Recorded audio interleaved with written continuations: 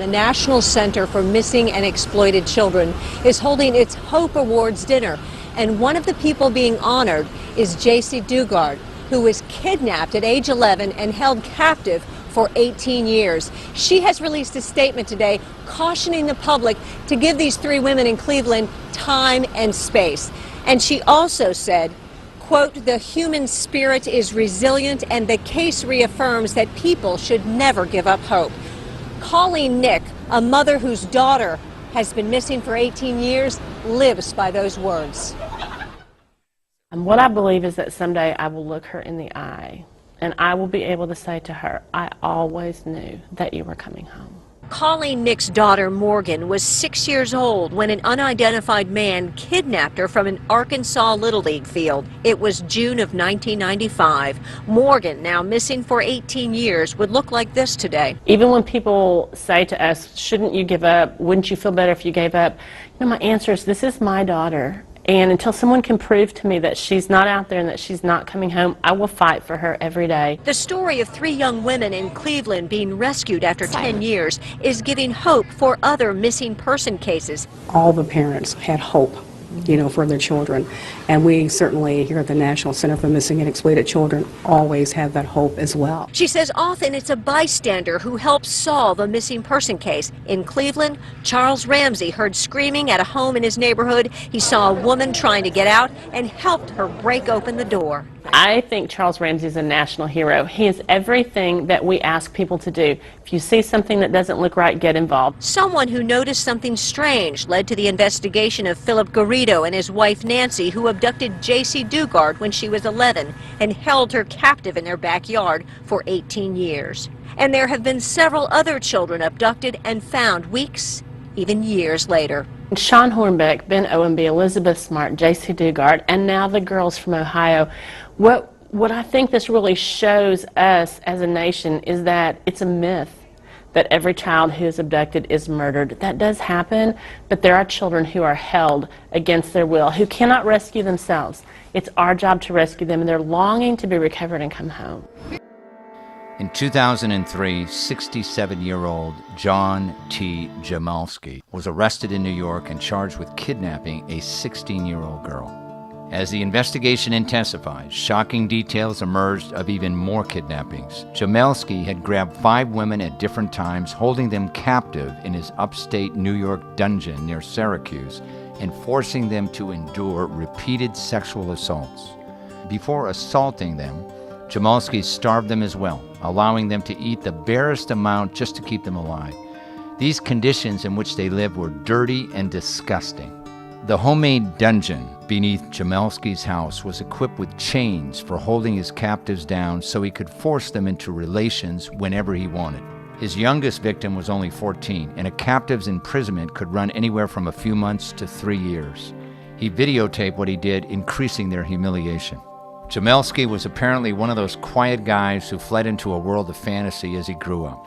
He was college educated, married, and had 3 kids. And as he aged, his need for control increased, as evident in his extreme penny pinching and unwarranted berating of other people. Investing in land, he became a millionaire, but then shut out the rest of the world by building a tall fence around his home. In 1988, Jamalski was cruising around when he spotted a young girl walking alone. He picked her up and took her to his mother's home with the full intention of having sex. Then he decided to keep her, so he chained her into an abandoned well and said he would kill her brother if she ever tried to escape.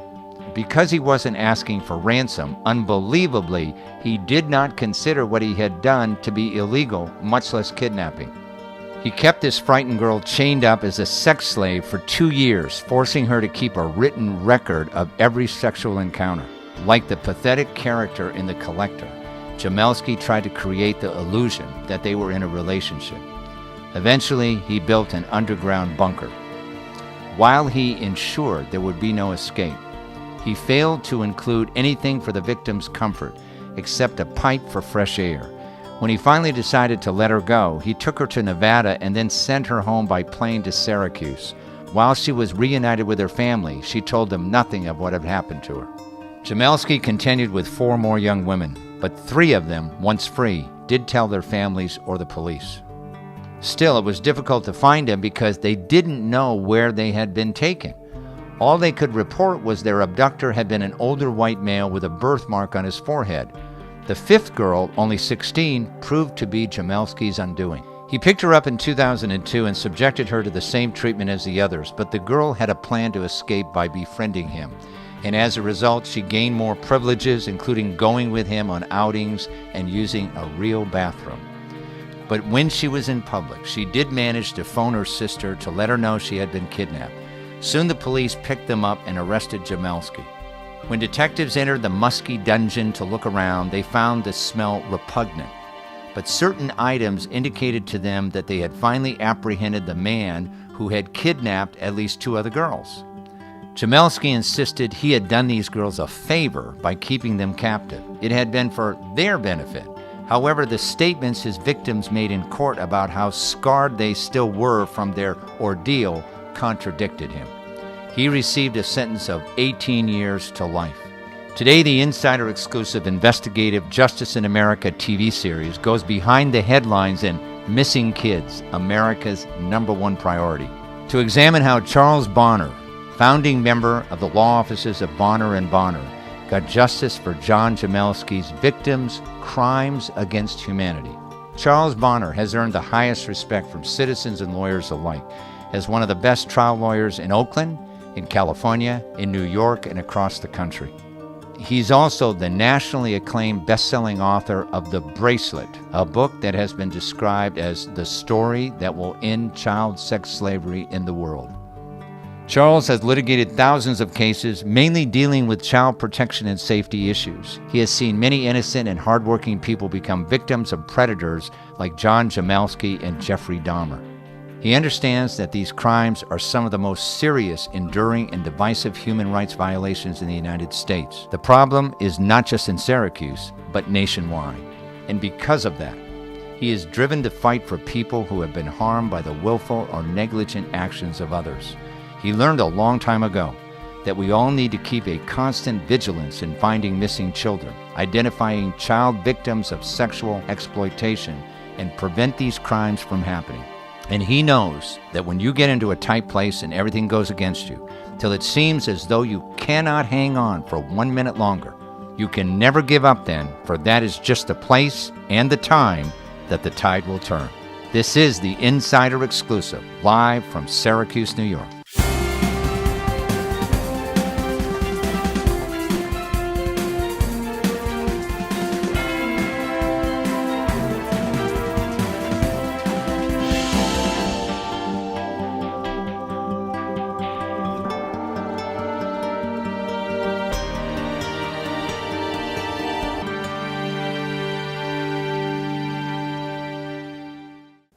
It's my great pleasure to introduce Charles Bonner to the show. Welcome to the show, Charles. Thank you very much, Steve. Great to be here. Tell our audience a little bit about the type of law that your law firm practices. Yeah, I'm a civil rights lawyer, and we represent victims of civil rights violations, such as employment discrimination, pregnancy discrimination, gender discrimination. We represent men who feel that they've been discriminated against because they are men by, say, an all-female management team. We represent doctors who feel that they've been retaliated against because they speak out on behalf of patient safety and patient care, substandard patient care, and the administration retaliates against them. So anything that has to do with the constitutional rights, particularly anything that has to do with the first 10 amendments and the 14th Amendment, are the kind of cases that we take. Today we're here discussing an extraordinary case. Yes. A case against John Jamelski and what he did to young women. You represented one of the young women. Yes. And to protect her identity, we'll call her Macy. Yes. Tell our audience a little bit about the facts of the case and some of the challenges you had in the pursuit of justice for her. Yeah. Macy was 16 years old at the time. She was sitting on a porch around about 8 or 9 o'clock at night when a man came into her community in Syracuse, New York, the hood, beckoned to her and her friends to come down to his car. They thought it was a young black man. And he said, hey, want to go to a party, girls? Stupidly, what 16-year-old girls say, yes. He said, get in. He leaned forward. Macy got in the car. Instead of waiting for her friend to get in the car, he sped off. Took her to his house in a very affluent neighborhood of Syracuse and chained her in a dungeon for the next 7 months. Threatened her that he would kill her family. He had a list of all of her family members, and at the time she was 16, but she did have a 1-year-old son. And he knew all the names of her relatives. But most importantly, and this is what was most interesting to me, is what he told her he wouldn't do to her. And that is, he wouldn't allow her to be sold to a sex ring operating out of Syracuse that was selling young girls to people in Japan. He said, if you just cooperate with me and have sex with me, document the kind of sex you have with me every day, I will not allow you to be sold. But I work for powerful people, and they sell kids. And he would bring canvas bags full of money and have her count it out. But he said, I won't let you be sold. I'll protect you. And then I'll let you go. Eventually, he didn't let her go, and he continued to lie to her, and she turned on him. She figured out a way that she had to ingratiate herself with him, get him to trust her by asking him to take her to places such as... Take her out. Take her out. Take her to the mall. Take her karaoke. And first she would say, can you buy me some cigarettes, even though she didn't smoke? And he would put a chain. He had a chain on her. He would take her out to the backyard on the chain, and she would have a cigarette. And she then say, well, can you take me out of this dungeon? Because he had built a dungeon under the backyard of his home. I want to sleep upstairs with you, she would say. And eventually he allowed her to. But he'd say, we have to return you back in the morning because these powerful bosses I work for, they can't see you up here. Right. But eventually, after getting a little concession, karaoke, to the park, to the skating ring, she began to believe that this guy would do what she wanted, so long as she just continued to show him the sexual favors and continue to ingratiate herself with him. Right. And eventually she got a hold of a phone. Eventually, they were going to go to Canada. He told her he was going to sell some bottles in Canada. In addition to collecting girls, he also collected exotic bottles. He had all kinds of shaped bottles from all over the country and had them neatly cataloged down in the same dungeon in one room and his girl captives in another room. So he was at this recycling center in Syracuse, and he was selling bottles. And on this occasion, she had seen mascara and lipstick in various in the drawer down in the dungeon, and she was wondering, did he kill girls? And now he's telling her he's going to take her to Canada. She was terrified. At the recycling center, she told him, she said, I think my family may have moved town. I need to call my minister to see if they're still in town. Could you call my minister? And he said to the recycling person, may I use your phone book? He looked up the minister's the church name and called the number. She got the phone, it rang, and she said, I think we need to call him on his cell phone because he's not answering. And so, well, what's the cell phone number? She gave him the cell phone. That was her sister's cell phone number. Sister picks up, where the hell are you? Yeah. She said, I'm with the rapist. He's held me. They said, well, hey, you haven't been here. We've been looking for you. I've been looking for you. The sister said, you memorized my cell phone number. Actually, Macy called her home number. She said, you memorized my cell phone number and call me back. And Macy got off the phone, and they went to another recycling company in the same vicinity. Macy wanted to call back, but couldn't. And then they get on the road, going to Canada. She thinks she's going to die. So she said, John, you rushed me off the phone back there at the recycling center, and I didn't get a chance to finish talking to my minister. Can you pull over and let me make one more call? And he says, oh, okay, but we have to go. We have to get back. He pulled over to Fayette Dodge car dealership, went in, asked the salesperson if they could use the phone. The person said yes. He then stood right next to Macy and watched the number. Macy dialed the new memorized phone number of her sister. Angie answered. "Where are you?" She said. She looked on the desk and she didn't know where she was, and she said, "Fayetteville, Dodge." Yeah. Angie then gave the phone to the female police officer. Female police officer said, "Stay there, we're on our way." Macy then continued to talk, pretending that she was still conversing with John. And John said, "Get off the phone, we gotta go."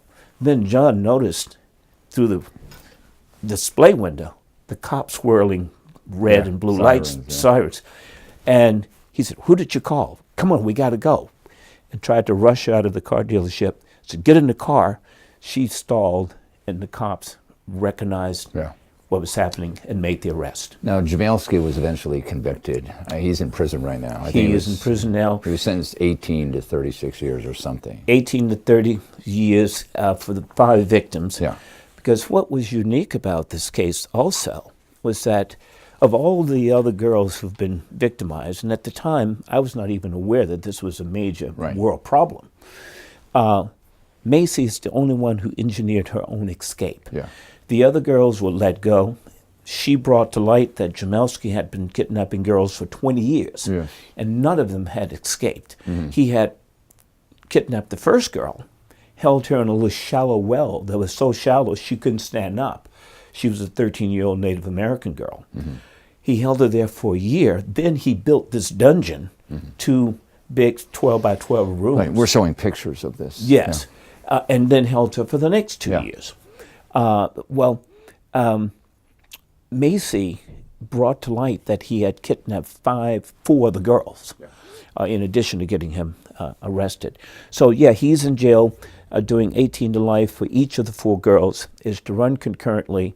However, he will never get out of jail. Sure, because I think he's in his mid-70s or something. He should be now about 77. Now, you came into the case. There were actually 6 victims, is that correct? There were 5. 5 identifiable victims. Yes. You represent Macy, I represent who is Macy. going to be with us today for the first time on national TV. Very first time. This is an exclusive. And so you had a civil lawsuit against him. Yes. Okay. Yes. What were the challenges in proving this case, and what was the outcome? Well, the challenges, first of all, was to make sure that we got every penny that he had. And he had substantial wealth. He had substantial wealth. He was a real estate investor, and he had property from Syracuse all the way to California. Substantial holdings in the LA area and Glendale. And he had monies invested in various real estate partnerships. Yes. So the first challenge was identifying all of his assets and making sure he was not hiding any assets. And our goal, that is the lawyers, myself and the other 4 attorneys, one of whom is Dom Camberera, was to make sure that we got every penny for these 5 victims. And we did. We identified all of his assets. Was that part of his plea deal? Because you mentioned to me that he has four consecutive running sentences. Well, 5. Concurrent. 5. Because there was a total of 5 victims. So it's 18 to 30 for each victim. Yeah, but they run concurrent. They run concurrent. As if they were one sentence. That is correct. Was that part of his deal, that he revealed this information? That was part of the deal. Yeah. And that was the major challenge. And the only monies we left him with was a trust that he had set up for his 2 granddaughters who were like 5 and 6 at the time. Yeah. But every other penny we got with the idea that if he were to reveal every penny he had, then we would agree to get the girls to allow these sentences to run concurrently as opposed to consecutively. Right. Now, today we are very fortunate to have Macy with us today. Yes. And we're going to bring her on right now. Very good.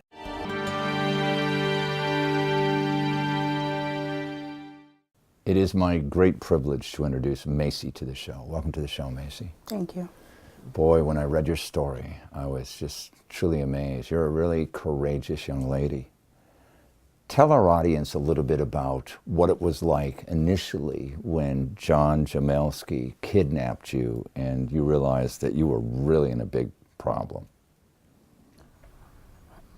Well, it took me for a surprise, and it was heartfelt. And When he brought you to Scary. his house initially, what happened? He brought you to the dungeon? Mm-hmm. He did, and he chained you up. he You must have changed been me. fighting and, trying to resist it, right? Yeah. Yep. Couldn't get away. And what happened after that? Well, he took me there, Yeah. and we got there, and he was telling me that I was stuck there. And so after a while, I went along with it, and I came up with a plan to Yeah. myself. Now, he knew every member of your family, the names, didn't he? Yes. Yeah. How did that, Charles, how did that happen? He had a way of going out and researching people. So you were targeted. There was no question about Well, it. he may have researched her after Yeah. the kidnapping. We don't know whether he did it before or after, but he did each of his victims. Yeah. He got all the information on their family members and used that to threaten them in order to keep them. Right. What kind of threats did he say to you? Well, he told me that if I ran away from there, that him and who he was working with or for Yeah. would go out and they would kill my family members. Right. Did you, when you were initially in the dungeon, did you try screaming or yelling, or when you were in the car when you were initially picked up? I thought about it, but I thought that no one would hear it. Yeah. You were the only person in the dungeon at that time, is that right? I believe so, yes. Okay. But you saw evidence that other girls had been there. Yeah. What evidence did you see? I seen writing on the walls. And what did the writing say? Get me out of here? No. No? One writing said, one writing had like, what are those, the circle thing, and it's got like the line with the two. The peace symbol. Yeah, it was Yeah. the peace symbol. And I had seen other writings, I couldn't really read them out because they had been painted over. Now, you are the only one of his captives that actually escaped. And you had to have a plan because you didn't want to stay there, right? Yeah. You didn't know what was going to happen to you. No. Were you afraid that he might kill you? That too, and I was also afraid that he was going to sell me.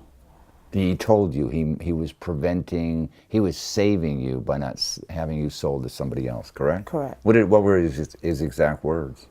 Well, he told me that the people who he was working for, that they were selling girls overseas and getting billions of dollars for them, and they were selling them overseas, putting them on water.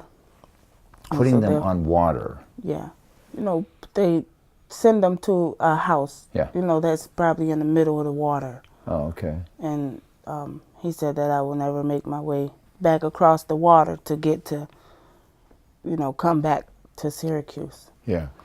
Obviously, you ingratiated yourself with him because you knew that if you were friendly with him, you might get an opportunity to escape Yeah. or contact someone. What were your first inclinations that you could do that with him, that he could be manipulated? Because fortunately, you were able to do that. I asked him to buy me some cigarettes. And you didn't even smoke. Nope. You were testing him. Okay. And I asked him to buy me some cigarettes, and so he brought the cigarettes. And then I came up with another thing, and I asked him to buy me some You can say it. marijuana. Yeah. And he brought the marijuana. Yeah. Did he ever question why you wanted it? He just went out and did it? Did he feel that you asked him that you guys were getting close? Yeah. Did you ever tell him nice things, that he was a nice guy or something like that to make him feel better? Not often, but a You few did? times, yeah. Did he react positively to that, like smile or think that, hey, I've really got myself a girlfriend here, haven't Yeah. I? Chained down in the bottom of the house. Eventually he took you out, correct? Yes. And where would he take you? He took me to the mall a couple times. Now, when you were walking with him in the mall, you were walking freely? Yeah. Did you feel like running anywhere or yelling or screaming or anything? I did. And I thought back to the paper that he showed me. The paper. Yes. What's the paper? The paper that had my family members' Oh, names so on you it. were in fear for their lives. Yeah. Yeah. And tell him about the dog as well. The dog, he let Well, the day I got there, he let the dog sniff my clothes out and chew them up, and What dog? What kind of dog was it? I had no idea. You mean in the dungeon? No, it wasn't. The dog was upstairs in the house. Yeah. And he told me that he had to let the dog sniff and chew my clothes up because if I chose to run away, that the dog would find me. Really? Wow. Now, you were 16 years old at that time, correct? Mm-hmm. You were in school? You were in school Yes. at that time, yeah? Yep. So eventually you were able to call your sister, correct? Yes. And what did your sister say to you? My sister said, oh my God, Frenchie, where the hell are you? Yeah. You had been a captive for what, 7 months? I think when I spoke to, yes, it was 7 7 months. months when I spoke to her, yeah. What was your feeling the day that the police came and found you with Jamelski at that store? Was it the store? It was a big relief. Yeah. My heart dropped and I broke down crying. Oh, really? And they took me up to the hospital and got me checked out and stuff. Yeah.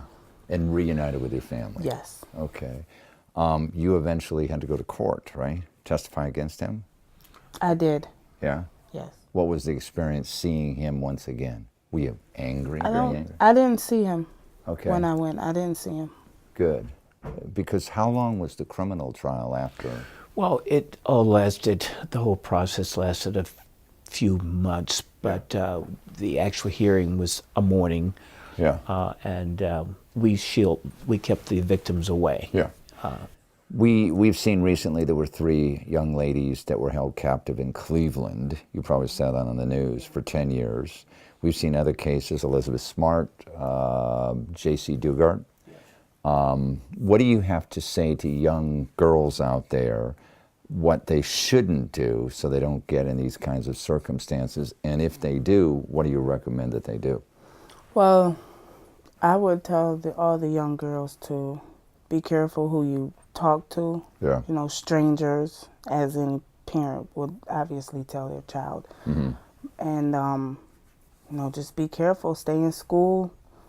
You know, stay focused and What about grow up getting and into cars? be young ladies. What about getting into Yeah, cars? getting No, into getting cars into people you don't know. Yeah, getting into cars with people that you don't know is a no-no.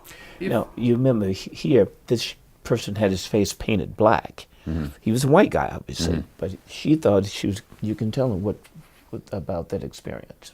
That was, okay, he had his face painted black. Jamelski. Yeah. And he really did. He looked at like a young Black guy. black guy. Yeah. And so when we got out to DeWitt, he hands me a $50 bill. And I noticed that I could see white right here. Yeah. And, you know, so I said, well, you know, you're not even the color that you had yourself proposed to be. Yeah. And so I told him, take me home. And, you know, so he kept telling me I was stuck. And, you know, so I went along with that. Yeah. One final question. If John Jamelski was here right now, you're on national TV, what would you say to him? I would tell him he is a low-life son of a gun. Yeah. And would you say son of a gun? Would you be a little bit nicer than that, or would you be worse than that? Well, you know, it would be worse than that, I believe. But, you know, so many words. Yeah. Well, I want to thank you so much for being on our show and giving us your first nationally broadcast exclusive. Thanks for It's having been a pleasure meeting you, and I and every one of my crew wish you much success in your life. Thank you.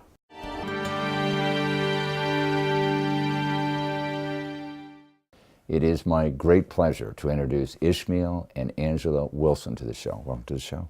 Thank you. You got the phone call first, didn't you, from your sister? Yes. What was going through your mind when did she sound frantic? What was going through your mind? No, surprisingly, she she was whispering. Yeah. That was, and I hadn't heard from her in over 6 or 7 months. So What were her exact words?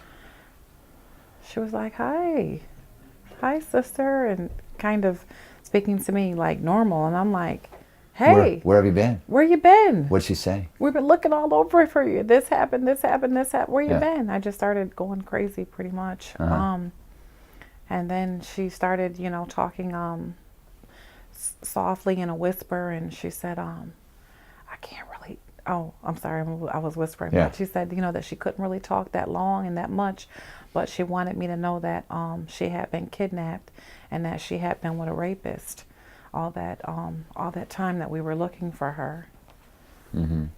Now you found out about it. You were in the Army at the time, correct?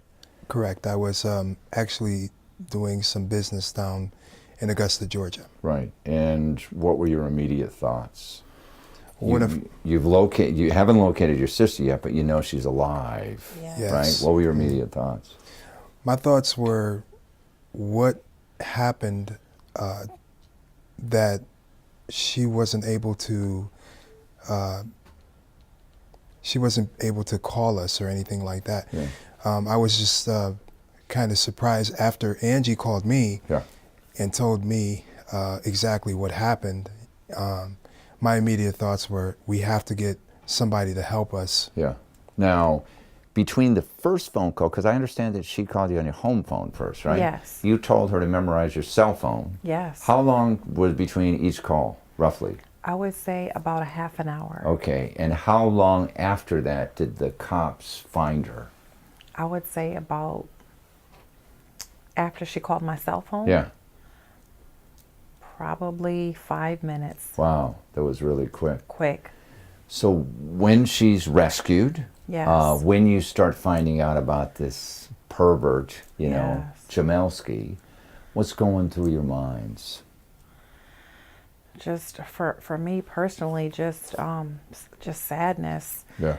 just horror, nightmares, and I'm the older sister, so I was putting myself in, you know, her, and I'm a sister, a female as well, and I'm putting myself in her position, and just feeling just terrible for her for the things that she went through. Yeah. Now that we all know what Jamelski did, he kidnapped 5 girls over a period of time, and the horrible things that he did to them. If he was here today, Ishmael, what would you say to him?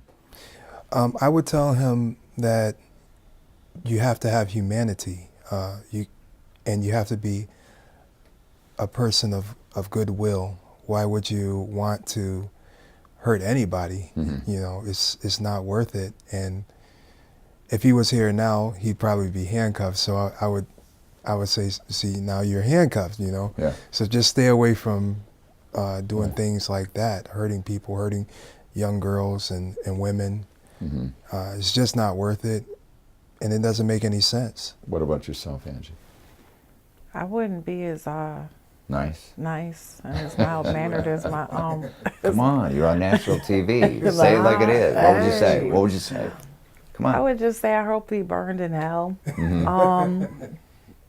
That's just what I really feel, because he didn't just take, you know, although he only had her physically for, you know, 6 to 7 months, he still has her mentally.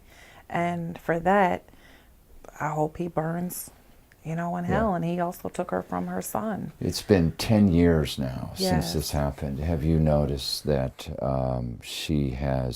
your sister has improved somewhat in coping with what happened to her? Yes, this is the first time that she's speaking out Yeah. on this matter, and I'm really proud of her for being so brave. And it's taken 10 years for her to get to this point, Yeah. so I'm really proud of her for that. How do you like the way your lawyer, Charles, handled this whole case on your behalf?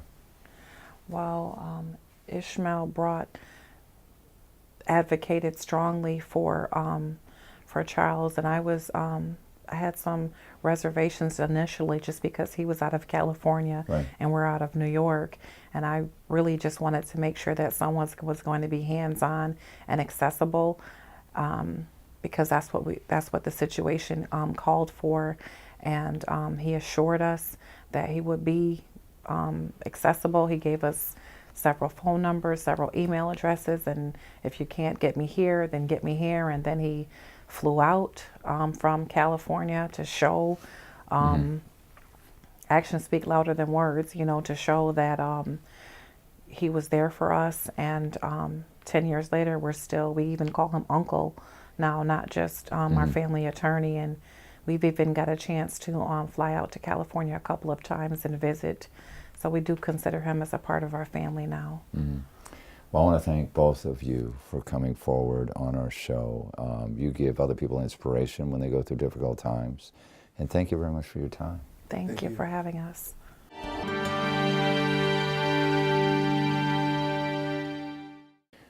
Charles, you eventually went on to write a best-selling book called The Bracelet. Yes, Based on this story. that is correct. Correct.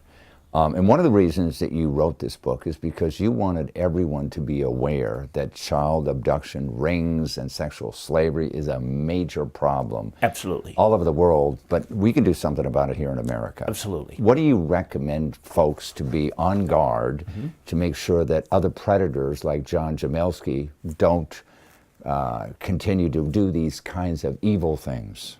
First is to understand the problem, to understand that this exists, and secondly, to understand that we can fix it. Yes. 10 years ago, no one would have thought that we would have had a black president. 10 years ago, no one would have thought that gay marriages would be accepted by 80% of Americans. 10 years ago, no one would have thought that you can now go into a store and buy, say, pot like you buy cigarettes. But through education, we've had a cultural change. Likewise with this problem of child sex slavery, which is now the second largest industry, second only to guns in the world, is a $100 billion per year industry. They're targeting girls primarily between 14 and 16, and they're selling them like popcorns. Now, we have to look in the mirror, we as a society, and particularly we as men, and say, why is this happening? When did it start happening? And how do we fix it? First of all, people think that this has been going on since the beginning of time. It has not. It has only been going on within the last 10,000 years, with about the start of agriculture. Now, if you look at the span of human history, about 3 million years, if that can be measured in a picture, say, from New York to San Francisco, we're talking about from the period of time that this kidnapping and enslaving children has been happening. It's about the last 10,000 years. It's like going from here to the mall just a few blocks away. You don't even get close to the West Coast. It's an issue of power. It's an issue of money.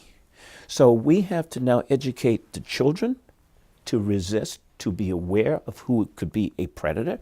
We have to educate communities to be aware, to protect children, to understand that these people out there, bad people out there.